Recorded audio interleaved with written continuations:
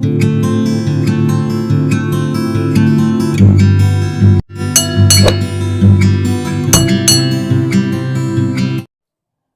दोस्तों, मैं सुधाकर पांडे एक बार फिर अपने चैनल से आप लोगों के लिए एक नया टॉपिक लेकर उपस्थित हुआ हूं, जो प्राचीन इतिहास मौर्य साम्राज्य से संबंधित है। दोस्तों, मैंने मौर्य साम्राज्य का पहला दूसरा वीडियो बना दिया है। अब यह तीसरा वीडियो है जो आपको बिंदुसार से संबंधित है। दोस्तों, मैंने बताया था कि चंद्रगुप्त मौर्य ने किस प्रकार घनानंद की हत्या करते हुए मौर्य साम्राज्य का स्थापना किया था और किस तरह से 298 BC में वह संलेखन विधि से अपने को मृत्यु को प्राप्त करता है। उसका अगला उत्तराधिकारी दोस्तों बनता है आपका उसी का ही लड़का बिंदुसार। अब दोस्तों हम चर्चा करेंगे बिंदुसार पर, जो आपको 298 BC से लेकर के 273 BC तक शासन करता है। थोड़ा सा ध्यान देना है। बिंदुसार का जो प्रधानमंत्री था या चंद्रगुप्त मौर्य का जो प्रधानमंत्री था, वह भारत के महान गुरुओं के गुरु जो थे वे चाणक्य हुआ करते थे। तो चाणक्य ने ऐसा सोचा था कि मौर्य साम्राज्य लंबे समय तक शासन करे, इसके लिए वो बहुत सारे कार्य किए थे।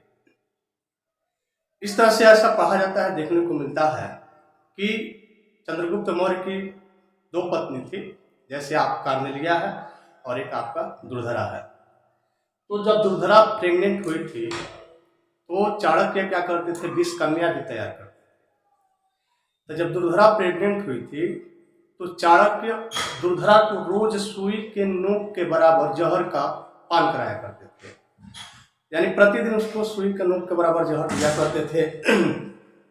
रिजल्ट क्या हुआ कि जब दुर्धरा द्वारा पुत्र रत्न का जन्म हुआ तो उसके जहर दिए जाने के कारण उस पुत्र के चेहरे पर जहर के बिंदु बिंदु दिखाई दिए दोस्तों। इसलिए जहर के बिंदु बिंदु दिखाई देने के कारण इसलिए उसका नाम बिंदुसार पड़ गया था। यानी बिंदुसार क्यों पड़ा? क्योंकि चेहरे पर जहर के बिंदु बिंदु दिखाई देने लगा। आइए दोस्तों, बिंदुसार के कई नाम आपको पढ़ने को मिलेंगे इतिहास में, जो काफी इंपॉर्टेंट है, इस पर थोड़ा ध्यान देंगे। पहला नाम है दोस्तों भद्रसार। वारिसार भी कहा जाता है इसको। भद्रसार किस पुराण से? तो वायु पुराण में भद्रसार की चर्चा किया गया है, जो बिंदुसार ही है। अगला है दोस्तों अमित्रघात। अमित्रघात यूनानी लेखक इसको कहते हैं, जिसका अर्थ होता है शत्रु विनाशक। अगला है दोस्तों सिंहसेन। सिंहसेन जैन ग्रंथों में कहा गया है इसे। और अगला है दोस्तों बिंदुपाल, जो चीनी विवरण के आधार पर मिलता है। ये सब बिंदुसार के अन्य नाम है या उपाधि भी आप कह सकते हैं। बिंदुसार के माता का नाम दुर्धरा था। उसके प्रधानमंत्री चाणक्य हुआ करते थे।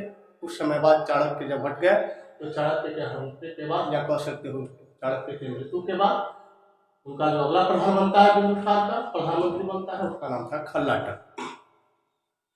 बिंदुसार आजीवक संप्रदाय का अनुयायी हुआ करता। यह एक क्या है? दर्शन है, एक संप्रदाय है। जैसे हमने आपको बौद्ध धर्म में पढ़ाया था कि लगभग 62 संप्रदाय उभर करके सामने आया था, उसमें बौद्ध धर्म और जैन धर्म के बारे में मैंने पढ़ा दिया है। तो उसी तरह से एक संप्रदाय हुआ करता था जिसका नाम था आजीवक संप्रदाय। आजीवक संप्रदाय के संस्थापक दोस्तों आपको मेखाली पुत्र गोष्ठाल है।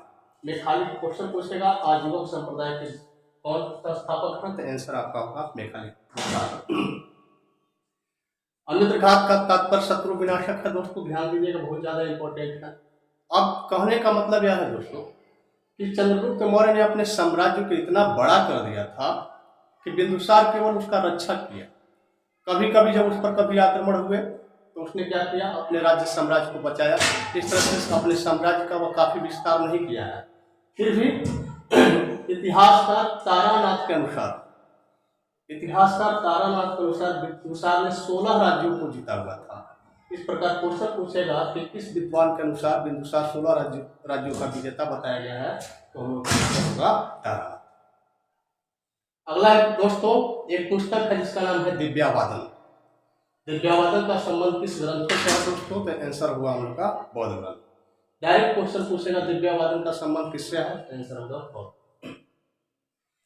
दिव्यावादन के अनुसार तक्षशिला में 2 बार विद्रोह हुए थे।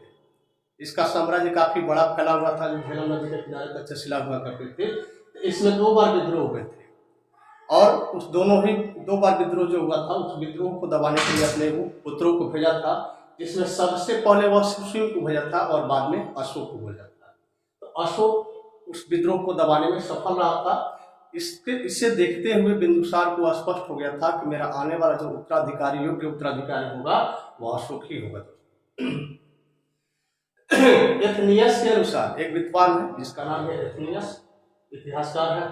एथनियस के अनुसार बिंदुसार ने सीरिया के शासक एंटीओकस, बहुत इंपॉर्टेंट है, एथनियस के अनुसार बिंदुसार ने सीरिया के शासक एंटीओकस से मदिरा, सूखी अंजीर एवं दार्शनिक का मांग किया था।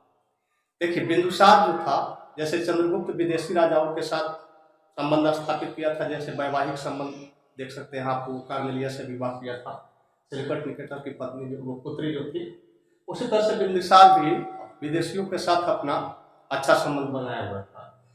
तो एथनियस कहता है कि बिंदुसार जो था, सीरिया के शासक एंटीओकस से 3-4 चीजें मांगा हुआ था, जिसमें मदिरा था, सूखी अंजीर था और एक दार्शनिक था। तो एंटीओकस 2 चीजें तो उनको दे दी, बड़ी आसानी से दे दी। कौन कौन? मदिरा और सूखी अंजीर। लेकिन दार्शनिक देने से मना कर दिया, क्योंकि उनके यहाँ दार्शनिकों का व्यापार नहीं होता था। ऐसा माना जाता था कि दार्शनिकों का व्यापार करना उचित नहीं है, पाप है। लेकिन बिंदुसार के दबाव देने के कारण फिर क्या किया, एक दार्शनिक उनके दरबार में भेजा था। एस्ट्रैबो के अनुसार कौन सा दार्शनिक आया था? तो एस्ट्रैबो के अनुसार एंटीओकस ने, यानी जो सीरिया के शासक है, एस्ट्रैबो के अनुसार एंटीओकस ने डायमेकस को अपना राजदूत बना करके बिंदुसार के दरबार में भेजा था। दोस्तों, अब दोस्तों क्वेश्चन कभी कभी पूछता है कि डायमेकस किसका उत्तराधिकारी था? तो डायमेकस दोस्तों मेगास्थनीज का उत्तराधिकारी था। और मेगास्थनीज के बारे में मैंने आपको बताया था कि मेगास्थनीज आपको चंद्रगुप्त मौर्य के दरबार में रहा करता था। और इस मेगास्थनीज को किसने भेजा था? तो आपको पढ़ाए थे, सिलिकट निकेटर भेजा था। अब थोड़ा सा चाणक्य पर भी कभी कभी क्वेश्चन जो छूट गया था, उसको देख लें। चाणक्य को भारत का मैकियावेली कहा जाता है। ये मैकियावेली क्या है? तो मैकियावेली यूरोप के एक लेखक है। चाणक्य को भारत का मैकियावेली कहा जाता है। बहुत ज्यादा इंपॉर्टेंट है दोस्तों, क्वेश्चन पूछेगा भारत का मैकियावेली किसे कहा जाता है, तो ऐसा होगा चाणक्य। तो चाणक्य ने जो किताब लिखा था उसका क्या नाम था दोस्तों? चाणक्य के किताब का नाम था अर्थशास्त्र। और मैकियावेली जो यूरोप में है, उन्होंने एक किताब लिखा था जिसका नाम था द प्रिंस। मैकियावेली में जो द प्रिंस में जो बातें बताई, ठीक उसी प्रकार की बातें चाणक्य ने अर्थशास्त्र में बताया था। इसलिए दोनों पुस्तक का तुलना मिलता जुलता था, या दोनों पुस्तक में बातें जो मिलती रहती थी, इसलिए चाणक्य को भारत का मैकियावेली कहा जाता है। इस प्रकार दोस्तों बिंदुसार की मृत्यु 273 ईस्वी में होती है। और 273 ईस्वी में जैसे ही इसकी मृत्यु हो जाती है, वैसे ही राज्य के उत्तराधिकारी के रूप में लड़ाई होना शुरू हो जाता है। और उस लड़ाई को लड़ते हुए एक नए शासक उभर करके सामने आता है दोस्तों, जिसका नाम है अशोक। तो मिलते हैं अगले वीडियो में, कैसे अशोक अपने राज्य को बढ़ाता है, कैसे मौर्य साम्राज्य को इतना बड़ा करता है। तब तक लेते हैं विदा। जय हिंद, जय भारत।